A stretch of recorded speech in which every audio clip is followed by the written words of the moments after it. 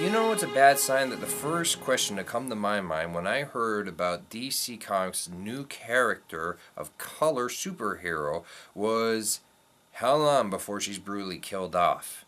I'm talking about Equinox, a teen Cree superhero who hails from Moose Factory, don't laugh, that is an actual city here in Canada, Ontario, Canada, and whose powers derive from the earth and change with the seasons. She has a pretty cool costume, and from all that I've heard so far, this sounds like a good idea on the surface. After all, more diversity, better diversity, that's always a good thing. So why am I filled with such trepidation? Because this is DC Comics, the company that released a storyline in which a biracial Vietnamese Caucasian little girl was horrifically killed in an earthquake as the setup for a limp dick joke for Arsenal, her father.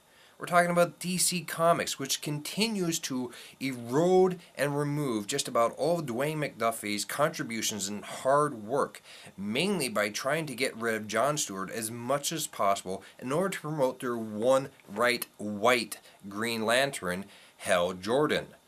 We're talking about DC Comics, which hired homophobic bigot and cowardly terrorist Orson Scott Card to write Superman of all people. We're talking about DC Comics, which currently has as its editor-in-chief Bob Harris, who was the editor-in-chief of Marvel Comics during the 90s, which oversaw the release of some horrific storylines.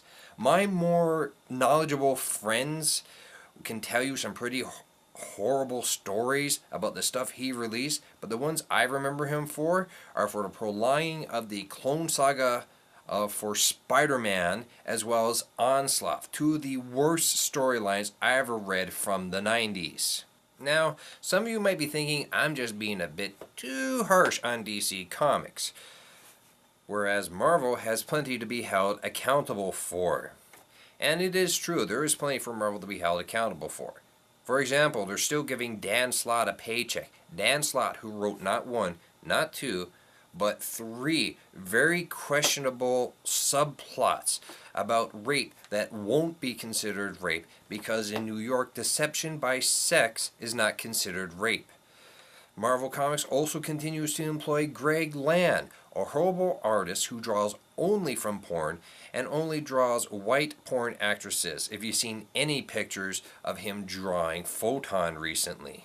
Oh hey, did I forget to mention Freedom Ring, written by Robert Kirkman, whose sole purpose was to have a gay superhero that was brutally murdered at the end of the series for no reason whatsoever?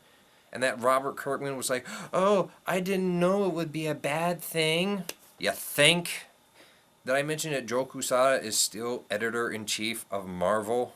Now, I bring up Marvel Comics not just because they're DC's main competitor, but also because of the promotion and subsequent success of their newest series, Miss Marvel, which is the story of a young teenage Muslim girl living in New York called Kamala Khan, and it's written by a Muslim named G. Willow Wilson.